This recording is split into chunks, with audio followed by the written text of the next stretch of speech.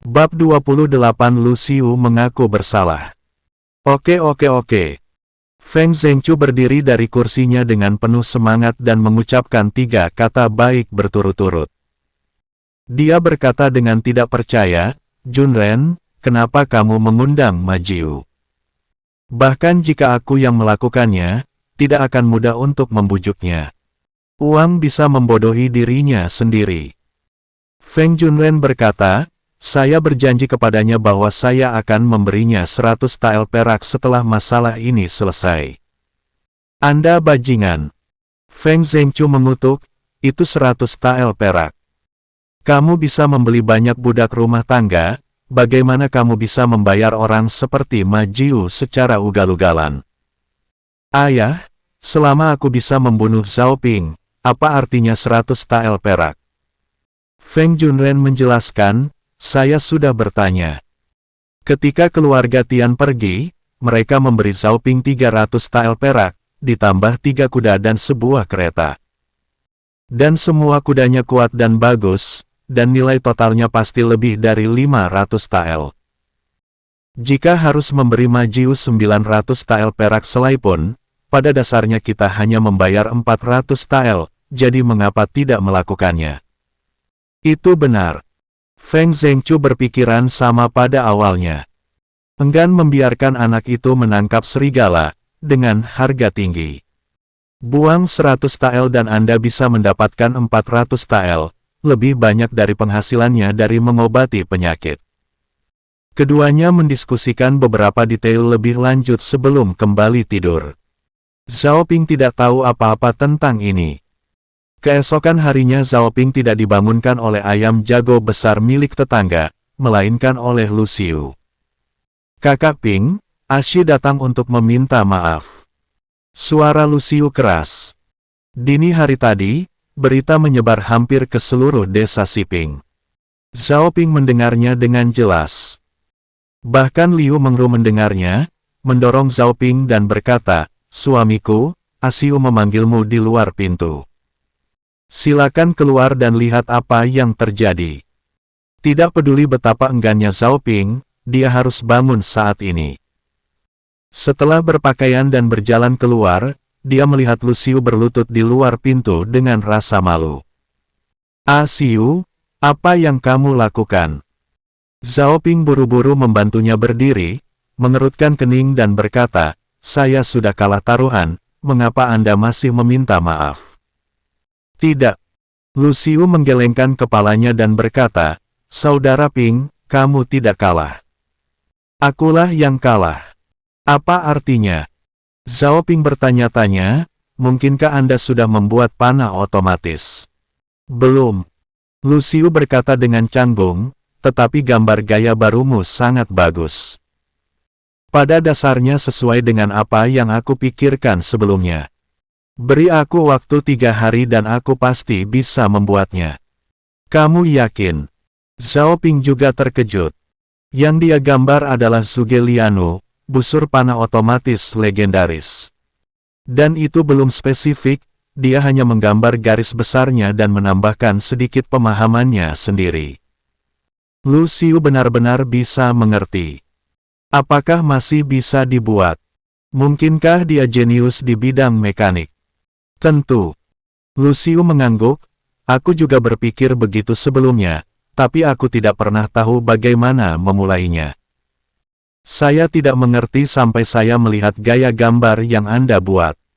Jadi Kakak Ping tidak kalah taruhan, akulah yang kalah. Lupakan taruhannya, karena bisa dilakukan, ayo cepat lakukan. Jika dia benar-benar bisa membuat Zhuge Lianu, Zhao Ping akan lebih percaya diri menghadapi mara bahaya yang menghadang ke depannya, termasuk menghadapi ayah mertuanya, yang masih belum jelas itu. Jika kamu butuh sesuatu, katakan saja padaku. Aku punya kuda sekarang, dan mudah untuk pergi ke daerah kota untuk membelinya. Betul, ada yang sangat dibutuhkan.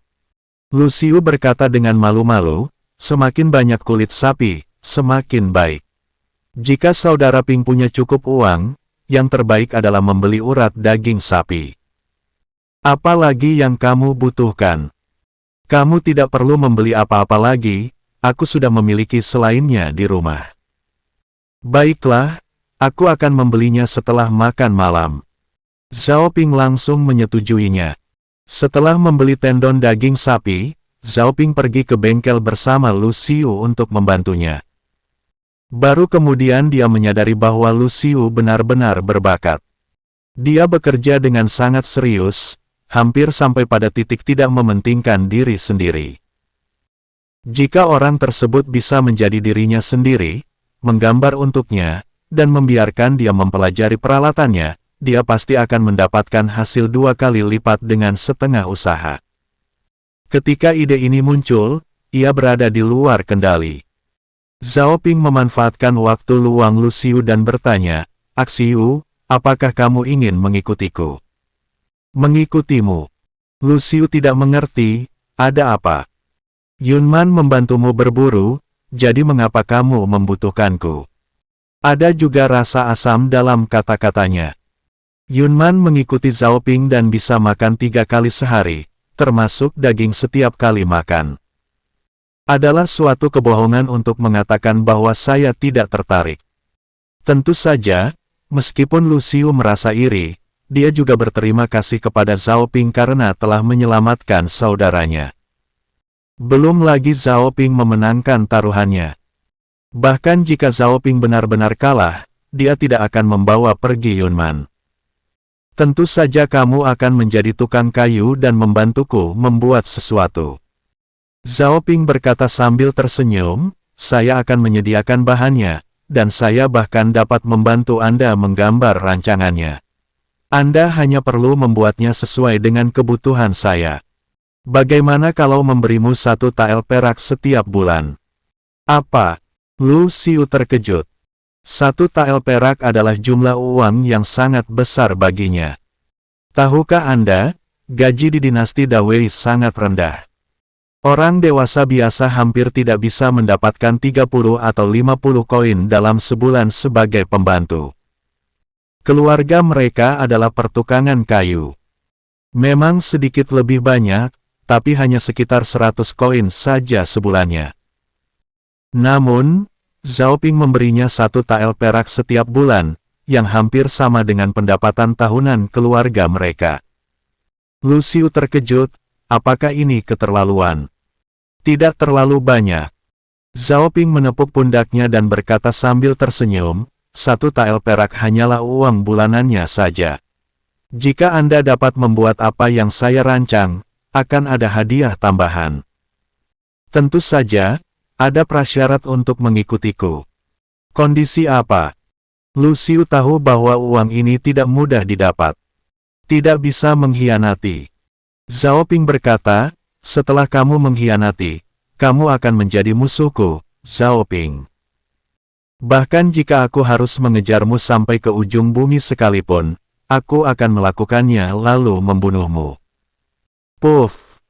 Lu Xiu berlutut di tanah dan bersujud kepada Zhao Ping, saudara Ping, bagaimana kalau kamu menerimaku sebagai muridmu? Aku telah menjadi muridmu, dan aku tidak akan pernah mengkhianatimu seumur hidupku. Waduh! Zhao Ping terdiam beberapa saat. Mengapa orang zaman dahulu selalu lebih suka menjadi murid? Mungkinkah dengan predikat guru dan murid, mereka tidak akan berkhianat? Di TV. Lupakan saja, TV tetaplah TV. Dinasti Dawei menaruh perhatian besar pada 3 pedoman utama dan 5 aturan konstan. Setelah menjadi murid, seseorang akan menganggap gurunya sebagai seorang ayah. Jika tidak, seseorang akan membunuhmu dari belakang. Orang dahulu sangat peduli dengan reputasi mereka, jadi begitu mereka menjadi murid, kemungkinan pengkhianatan sangatlah kecil. Selain itu, Zhao Ping menelusuri data sejarah yang buruk di kepalanya dan tidak menemukan kasus murid yang mengkhianati gurunya. Lalu dia mengangguk dan berkata, "Oke, saya akan mengangkatmu masuk sebagai murid. Tetapi saya tidak tahu banyak tentang pertukangan. Kamu mungkin tidak dapat belajar apapun nantinya dariku.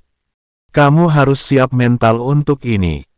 Guru, terimalah penghormatan murid." Mengapa Lucio begitu peduli? Hanya karena busur panah saja sudah sangat membuatnya terkesan. Dia sudah lama ingin menjadikan Zhao Ping sebagai gurunya. Sekarang Zhao Ping berinisiatif menjadikannya murid, dia tidak akan melewatkan kesempatan ini. Hahaha, oke.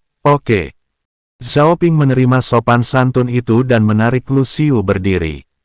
Guru, ini adalah barang saya yang paling berharga. Sekarang saya memberikannya kepada Anda sebagai hadiah. Saya harap guru akan menerimanya. Lucio menyerahkan buku catatan kecilnya kepada Zhao Ping. Saya tidak perlu menahan bukumu secara pribadi. Zhao Ping menjauh dan berkata, saya hanya ingin Anda menyelesaikan tugas yang saya berikan kepada Anda dengan sungguh-sungguh. Prioritas pertama kita sekarang adalah membuat busur panah otomatis. Aku akan membantumu 2 hari ini, ayo lakukan secepatnya. Saat berencana membuat busur silang, Lucio menjadi tertarik dan berbalik untuk melanjutkan pekerjaannya. Keduanya bekerja sama dan baru selesai keesokan harinya. Tidak tahu berapa kali mengalami perbaikan sampai Zhao Ping merasa puas. Tampilannya hampir sama dengan Zhuge Liang, bahkan fungsinya pun hampir sama, yaitu mampu menembakkan 10 anak panah secara berurutan. Terdapat tombol pada kotak panah, setelah dinyalakan, panah dapat ditambahkan kapan saja. Dengan kecepatan tinggi. Bisa dibilang jika benda ini digunakan di medan perang pasti akan membuat semua orang takjub. Hanya saja biayanya agak mahal.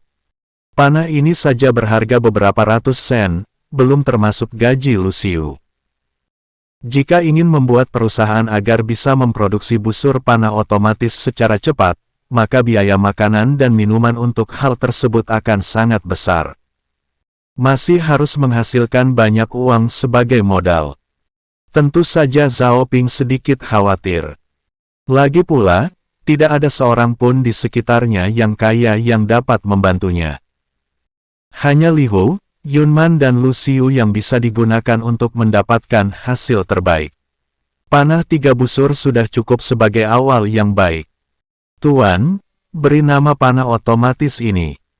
Lucio mengayunkan busur panah di tangannya, bersemangat seperti anak kecil. Sebut saja dia Zhuge Liang, kata Zhao Ping. Saya mengerti Liang, tapi Zhuge hanyalah nama keluarga, mengapa kita harus menggunakannya? Lucio bertanya-tanya, mengapa kita tidak menyebutnya panah otomatis Zhao saja? Ini adalah busur panah yang ditemukan oleh guru. Tidak. Zhao Ping menggelengkan kepalanya, saya bisa mendapatkan cetak birunya melalui deskripsi dari seseorang bernama Zhuge Liang. Itu bisa dianggap menghormati hak milik orang lain. Lucio tidak mengerti apapun tentang hak milik. Tapi apa yang gurunya katakan adalah apa adanya yang harus ia ikuti. Zhao Ping meminta Lucio untuk terus membuat Zhuge Liang berikutnya, dan dia membawa pulang Zhuge Liang yang telah jadi. Saya ingin memberi kejutan pada Yunman. Alhasil, Yunman belum juga kembali. Zhao Ping bergumam sedikit khawatir. Dalam keadaan normal, tim pemburu harimau akan mampu mengusir harimau ketika muncul. Akankah mereka bubar saat harimau itu telah pergi atau tertangkap? Sudah 2 atau 3 hari, dan Yunman belum kembali. Mungkinkah terjadi sesuatu? Zhao Ping sangat kesal dengan pemikiran ini sehingga dia tidak bisa tidur nyenyak. Yunman adalah murid pertama yang dia terima, dan dia juga merupakan target pelatihan utama Zhao Ping. Dia tidak ingin dia mati di mulut harimau. Dalam keadaan linglung, Zhao Ping mendengar suara teredam dari halaman. Diikuti dengan seruan Qian Liu, siapa? Zhao Ping melompat dari tempat tidur, bahkan tidak repot-repot mengenakan pakaiannya, mengambil Zhuge Liang dan bergegas keluar kamar.